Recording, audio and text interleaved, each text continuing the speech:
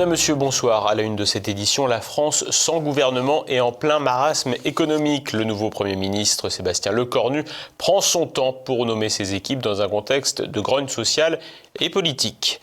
Les trains n'arrivent pas à l'heure et les avions ne décollent pas toujours. Et pourtant, des sociétés privées s'enrichissent avec votre argent dans un système complètement absurde que nous vous expliquons dans cette édition. Et enfin, une page européenne avec le Parlement en protecteur des commandos antifa ultra-violents. Sébastien Lecornu sera-t-il le dernier Premier ministre d'Emmanuel Macron ? Empêtré dans une crise politique, sociale et économique, le président se trouve face à une situation qui semble inextricable. Enfin, un record pour l'exécutif. Sébastien Lecornu est en passe de battre le record du Premier ministre, mettant le plus de temps à nommer son gouvernement. Catapulté à Matignon dans un contexte de tumulte politique, le nouveau chef de gouvernement fait face à une situation économique déplorable avec la dette publique qui progresse encore pour atteindre 115,6% du PIB et dépasse 3 400 milliards d'euros. Un record également. Les entreprises étouffées par les réglementations européennes et menacées par une fiscalité punitive ne sont pas en confiance dans une spirale vicieuse.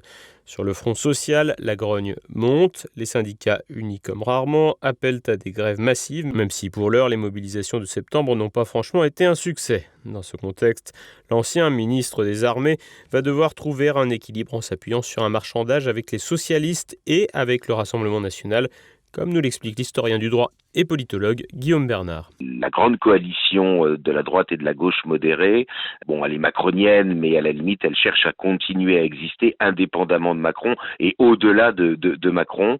Elle est tiraillée entre deux questions. D'un côté, il y a le Parti socialiste, qui certes au niveau national n'a pas forcément beaucoup de députés, mais qui est encore une force au niveau local avec les élus locaux, ce qui est le cas d'ailleurs aussi de LR. Et ils pourraient chercher à essayer d'obtenir leur neutralité en leur faisant un certain nombre de concessions. C'est d'ailleurs dans l'intérêt du PS qui, bien sûr, cherche à continuer à exister en tant que tel et à se désolidariser ou du moins à ne pas être absorbé par LFI. On peut peut-être envisager qu'il y ait un engagement sur le vote de la proportionnelle qui intéresserait évidemment le PS pour une prochaine législative où il pourrait avoir des candidats élus indépendamment d'une alliance électorale avec LFI. Et puis évidemment de l'autre côté, le pays se droitise, le camp national populiste est celui qui progresse incontestablement le plus. Il est aujourd'hui incarné par le RN. Ça peut changer. On voit par exemple qu'il y a une personnalité comme Philippe de Villiers qui revient sur le devant de la scène. Mais en tout cas aujourd'hui c'est le RN et il est clair que Lecornu a besoin, d'obtenir un modus vivendi avec eux. Le RN et le PS en arbitre, mais le premier a le temps pour lui et progresse scrutin après scrutin, tandis que le second risque de s'effondrer sans sa coalition à gauche. Les oppositions, chauffées à blanc, ne mâchent pour l'heure pas leurs mots. À gauche, Jean-Luc Mélenchon veut faire tomber le nouveau gouvernement et même le président, tandis que Marine Le Pen à droite fustige un technocrate déconnecté des réalités. Même au sein de la majorité présidentielle, des voix discordantes émergent, craignant un effondrement électoral aux prochaines élections, surtout en cas de dissolution. Au-delà des calculs politiques, la situation du pays pourrait changer la donne avec une succession de crises et d'instrumentalisation de crises, notamment par le chef de l'État, véritablement acculé après avoir déjà nommé 5 premiers ministres depuis le début de son deuxième quinquennat. Il y a un deuxième niveau d'analyse, me semble-t-il. Il y a le niveau, de la situation du pays. La banqueroute qui pointe son nez, la situation géopolitique qui est gravissime, parce qu'on sait bien qu'il y a des velléités de la part de l'Union européenne de s'engager dans une guerre avec la Russie. Et là, effectivement, on peut imaginer que des stratèges politiques comme Macron ou d'autres puissent envisager de sortir par le haut, de manipuler, d'acheter d'une certaine manière l'opinion publique en proposant un gouvernement d'union ou d'unité nationale, y compris avec le Rassemblement national considéré comme étant, faisant partie de l'arc républicain. Donc ça n'est sans doute pas pour les jours qui viennent, mais je pense qu'il faut déjà se projeter à plusieurs mois et envisager une possibilité de ce type. Il ne faut en tout cas pas l'exclure par principe. Ne rien exclure alors que la situation nationale comme la situation internationale pourrait permettre au président de trouver un alibi pour tenter une pirouette politique, alors que depuis quelques années, l'imprévu et la surprise semblent dominer dans un monde où tout va très vite, Covid, guerre en Ukraine, dissolution. Le président Macron est capable de tout et pourrait jouer son va-tout avec une nouvelle dissolution. Le fait qu'il ait dit qu'il ne ferait pas à nouveau de dissolution, ça ne veut pas dire qu'il ne le fera pas. Il avait bien annoncé que les Français seraient consultés par référendum, semble-t-il, avant la fin de l'année 2025. Et puis, on ne voit rien venir et il n'y aura vraisemblablement rien. Donc, il est parfaitement envisageable qu'il fasse une dissolution. Moi, je fais partie plutôt de ceux qui pensent qu'a priori, il va tout faire pour l'éviter. Mais en revanche, justifier qu'ensuite on fasse un gouvernement d'unité nationale, y compris en essayant de mouiller le RN, en l'associant aux affaires et donc pour lui faire porter le chapeau et donc pour lui faire perdre la prochaine présidentielle, eh bien ça, en revanche, ça n'est pas totalement inenvisageable. Tout envisagé face à un président qui semble prêt à tout à 2 ans et demi de la fin de son règne. Les prochains jours nous en diront plus sur les perspectives à moyen terme avec tout d'abord l'annonce du gouvernement, puis la présentation du budget qui nous montreront vers qui le nouveau Premier ministre est décidé ou est poussé à faire un pas. Bruxelles protège les antifas. Le Parlement européen vient en effet de prolonger l'immunité d'une eurodéputée italienne d'extrême gauche que la Hongrie veut juger pour avoir commandité des attaques extrêmement brutales à Budapest. Nicolas de Lamberterie. Une fois de plus, les institutions européennes brillent dans leurs 2 poids 2 mesures et se posent en gardiens de la terreur des antifas. Ce mardi 23 septembre, la Commission des affaires juridiques du Parlement européen était réunie pour discuter de la demande de levée d'immunité parlementaire de plusieurs députés, certaines étant demandées par la justice hongroise. La Commission des affaires juridiques était invitée à donner son avis avant qu'un vote final n'ait lieu en session plénière du Parlement européen en octobre. Le dossier le plus important était celui de l'eurodéputée italienne d'extrême gauche Ilaria Salis. Cette dernière s'est fait connaître du grand public début 2023 lorsqu'elle a supposément été la meneuse et la coordinatrice de commandos qui ont perpétré plusieurs agressions extrêmement violentes dans les rues de Budapest. En effet, en février 2023, de nombreux antifas étrangers s'étaient rendus à Budapest pour protester contre un rassemblement commémorant la bataille de Budapest 1945 et en ont profité pour commettre de très nombreuses agressions dans les rues de la capitale. Un homme qui n'avait rien à voir avec ce rassemblement et qui se rendait simplement au travail, mais avait l'air un peu nationaliste, a été agressé par une dizaine d'antifas dans ce qui peut quasiment s'assimiler à une tentative de meurtre, et a été laissé dans un état épouvantable, son visage ne ressemblant guère plus qu'à une plaie.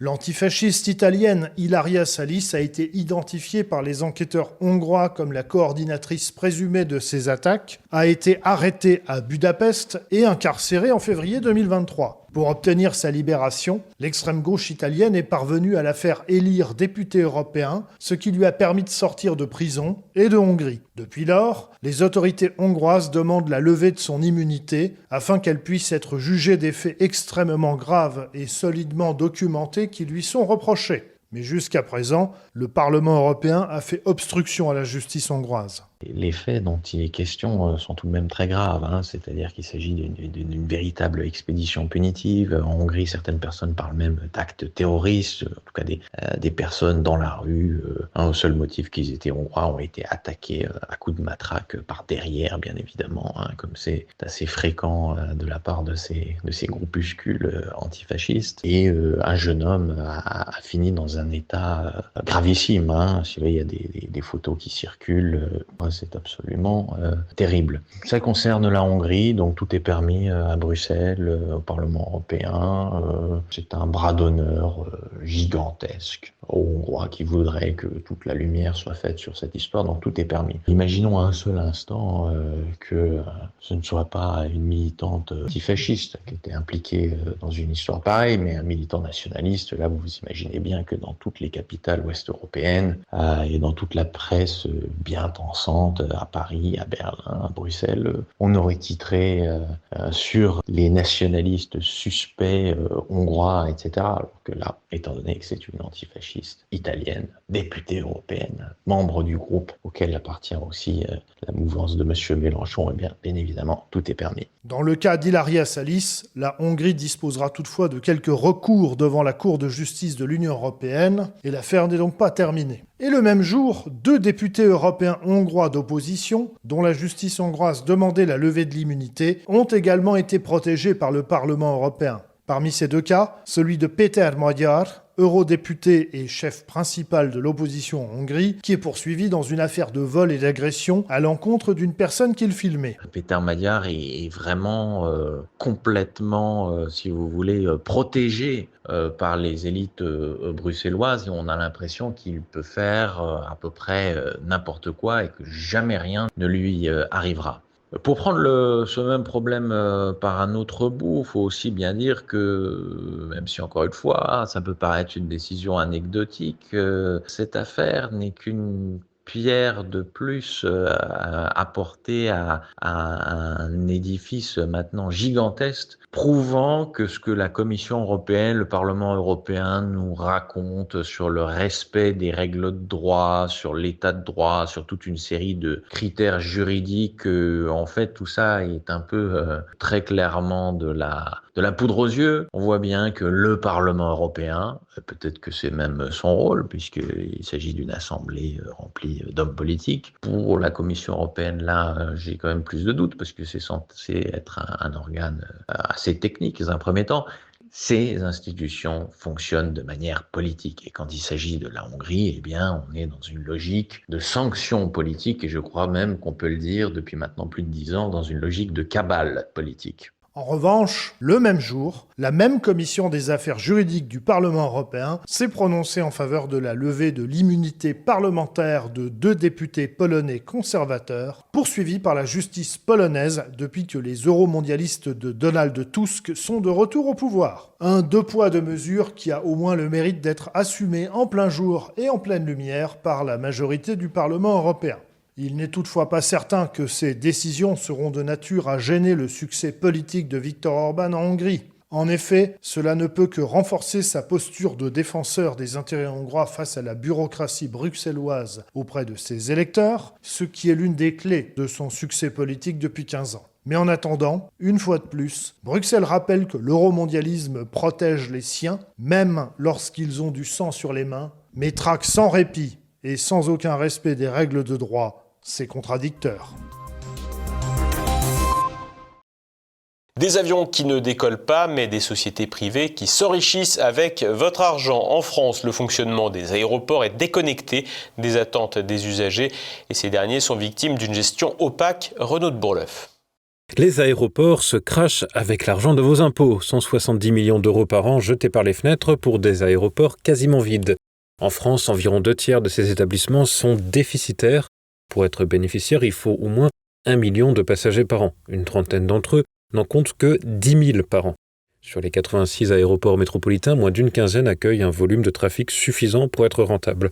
Et pourtant, des sociétés privées y trouvent un moyen de gagner de l'argent sur le dos de ces structures qui appartiennent à l'État et donc aux contribuables. Jacques Lostermann, ancien pilote de l'armée de l'air et commandant d'Air France, nous décrit les conséquences de l'abandon par l'État de nombreux aérodromes en les mains de sociétés privées. L'État s'occupait avant des gros aérodromes, les gros aéroports, ils s'en occupent toujours. L'État s'occupait des petits ou des moyens aérodromes, dans lesquels il n'y avait pas d'activité commerciale, et ils ont, par délégation de service public, donné la charge de l'entretien et de la gestion de ces petits aérodromes, ou ces moyens aérodromes, comme Aix-les-Milles, comme Laval, comme Angers, comme par exemple le Aurillac ou le Havre, à une entité qui s'appelle Enedis, qui est par délégation de service public.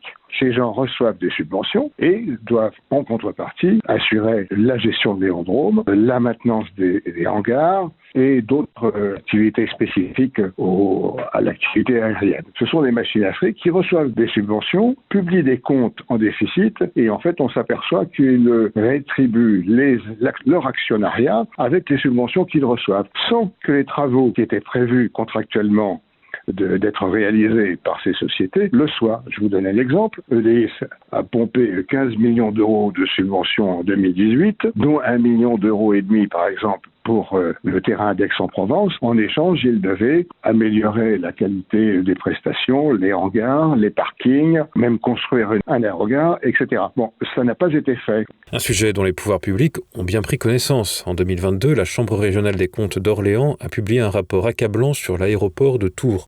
En 2020, les subventions publiques sont de 1,26 million d'euros de la région, 1 million du département et 1,27 million de la métropole. Paradoxe de la situation, le syndicat mixte pour l'aménagement et le développement de l'aéroport, émanation de ces 3 collectivités, a versé au-delà de ses obligations contractuelles plus de 2 millions d'euros à son délégataire EDIS, sans aucune contrepartie et permettant même à ce dernier de distribuer des dividendes alors que l'exploitation réelle est déficitaire. Mais les délégataires de services publics comptent aussi sur les clients de jets privés pour des revenus, des choix qui se font au détriment d'une aviation de loisirs composée de passionnés possédant leur ULM ou leur avion. Il taxe les utilisateurs du terrain, qu'ils soient propriétaires d'avions ou d'ULM ou d'avions d'amateurs, et dans des proportions qui sont à la fois sont totalement inacceptables, et ils font signer des conventions d'occupation temporaire à ces gens-là, qui, lorsqu'on les présente à des juristes, disent c'est insignable. Ne signez jamais un truc comme ça. C'est ce qui justifie le mouvement de colère contre EDIS dans plusieurs terrains aujourd'hui en France. À Aix-et-Mille, par exemple, en 3 ans, il double les tarifs et sans qu'il y ait vraiment de contrepartie, puisque les hangars sont dans un très mauvais état. Et dans la signature de la convention d'occupation temporaire, par exemple, ils vous disent vous êtes propriétaire d'un avion, on vous donne une place de parking que on va vous facturer 500 euros par mois pour un avion, un petit avion de tourisme. C'est pas des grands avions, ce sont pas des gens riches qui ont ça. C'est pas des avions à 1 million d'euros. Ça coûte le prix d'une bagnole. Et écoutez, si les portes des hangars ne peuvent plus coulisser, c'est vous qui êtes responsable de l'entretien. C'est-à-dire que vous avez monté à 6 mètres de haut pour graisser les coulissants d'une porte qui pèse 1,5 tonne. Donc c'est évidemment inacceptable. Les gens sont extrêmement mécontents et surtout ils sont en train de ruiner cette aviation générale. Donc tout ça, c'est fait en dépit du bon sens, c'est fait d'une façon déraisonnable et il est évident que c'est une pompe à fric. Des arrangements qui ne trouvent finalement que très peu de gagnants, mais beaucoup de perdants, entre usagers attaqués au portefeuille et contribuables dont l'argent est jeté par les hublots. L'actualité en bref en France. Retour à la case prison, symbolique pour Nicolas Sarkozy. Jeudi, l'ancien président de la République a été condamné par le tribunal judiciaire de Paris à 5 ans de prison pour association de malfaiteurs. Les juges ont prononcé un mandat de dépôt à effet différé, ce qui signifie qu'il sera convoqué dans un délai d'1 mois par le parquet qui lui signifiera sa date d'incarcération. Mais le tribunal a assorti cette peine d'une exécution provisoire, donc un appel éventuel ne suspendra pas cette mesure de sûreté. Nicolas Sarkozy est accusé d'avoir noué en 2005 un pacte de corruption avec le chef d'État libyen Mouammar Kadhafi pour que ce dernier finance la campagne présidentielle de 2007. Malgré l'absence de preuves formelles, 10 ans d'enquête ont permis de rassembler un faisceau d'indices. Notons que Nicolas Sarkozy est relaxé pour les accusations de recel de détournement de fonds publics et corruption passive. Reste que l'ancien chef d'État est âgé de 70 ans. Or, à partir de cet âge, tout condamné a la possibilité de demander une libération conditionnelle. L'ancien président arrive souvent à s'en sortir malgré le déshonneur posé par ses condamnations. En effet, en mai 2023, il a été condamné à 3 ans de prison, dont 1 ferme, pour corruption et trafic d'influence dans le cadre de l'affaire des écoutes liées à l'affaire Kadhafi. Son année de prison a été aménagée sous bracelet électronique qu'il n'aura porté que 3 mois en raison de son âge. Renault va-t-il se tourner vers une activité militaire? Face aux rumeurs persistantes, la marque aux losanges a adressé mercredi une note interne censée être confidentielle à ses salariés pour apaiser leurs craintes sur un possible virage vers la défense. Contacté par le ministère des Armées, le groupe confirme des discussions en cours avec la DGA sur la production de drones pour les armées françaises et ukrainiennes, en partenariat avec une PME spécialisée. Sans rien arrêter, la direction envisage favorablement un complément d'activité sur des sites en France et une opportunité économique rentable. Reste qu'une telle activité ouvre aussi la voie à des risques en matière de sécurité et de cybersécurité. Le MEDEF aussi veut sa démonstration de force. Le syndicat patronal a annoncé, je cite, un énorme meeting patronal le 13 octobre. C'est son patron Patrick Martin qui l'a annoncé à la sortie de son entretien avec le Premier ministre Sébastien Lecornu mercredi. Face à la mobilisation syndicale prévue le 2 octobre, ce rassemblement vise à rééquilibrer le débat public, saturé par les pistes fiscales pour 2026 comme la taxe Zuckman. L'initiative positive et joyeuse embarque le MEI et des fédérations comme le bâtiment, mais la CPME hésite, l'UDP refuse et la FEP temporise. Le lieu du rassemblement n'a pas été dévoilé pour le moment. Une première motion de censure contre Sébastien Lecornu. La France Insoumise a appelé mercredi les autres groupes de gauche à rejoindre sa motion de censure contre le Premier ministre Sébastien Lecornu qui sera déposée le 1er octobre à l'ouverture de la session parlementaire. Le parti de Jean-Luc Mélenchon entend ainsi continuer de mener la danse à gauche et à se placer en plus 10 ans de ce côté de l'échiquier politique. La motion n'a cependant aucune chance d'aboutir. En effet, le PS se dissocie depuis plusieurs semaines des troupes mélenchonistes. Par ailleurs, sans le soutien du RN, le gouvernement ne peut pas tomber. Enfin, ce vote sera purement symbolique car une telle motion serait rejetée pour irrecevabilité si Sébastien Lecornu n'a pas encore nommé son gouvernement. Une motion ne peut en effet pas démettre un gouvernement démissionnaire.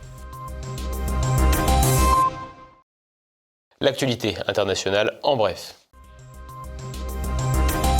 Nouvelle défection à la Maison-Blanche. Mercredi, c'est un proche conseiller de Donald Trump qui a annoncé quitter son administration. Taylor Budovich, chef de cabinet adjoint du président des États-Unis. Il dirigeait notamment la communication, les affaires du cabinet et la rédaction des discours présidentiels. Selon le média américain CNN, Taylor Budovich n'aurait fait aucun commentaire pour justifier son départ. Quelles qu'en soient les raisons, d'autres départs sont un moyen d'amusement pour Donald Trump. Ainsi, la Maison-Blanche a inauguré mercredi une galerie de portraits d'anciens présidents dans laquelle celui de Joe Biden est remplacé par une photographie de machine à signer.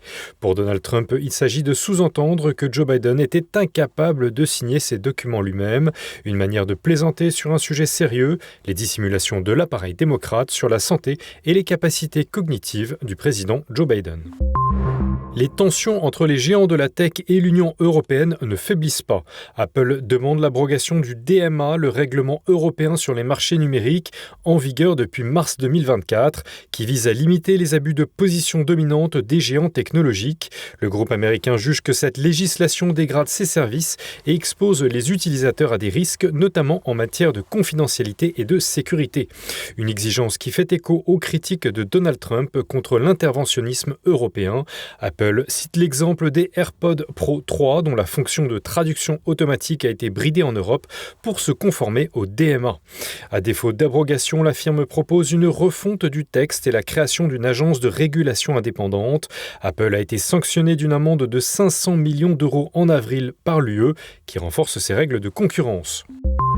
Kim Jong-un pourrait fabriquer 50 bombes atomiques. La Corée du Nord posséderait en effet jusqu'à 2 tonnes d'uranium enrichi à 90%, selon le ministre sud-coréen de l'unification, Chung Dong-young, citant des estimations d'experts. Toujours selon la même source, Pyongyang exploite 4 sites d'enrichissement, dont celui de Yongbyon, réactivé en 2021. Face à cette menace, Chung appelle à un sommet entre Pyongyang et Washington, déplorant l'inefficacité des sanctions de l'ONU.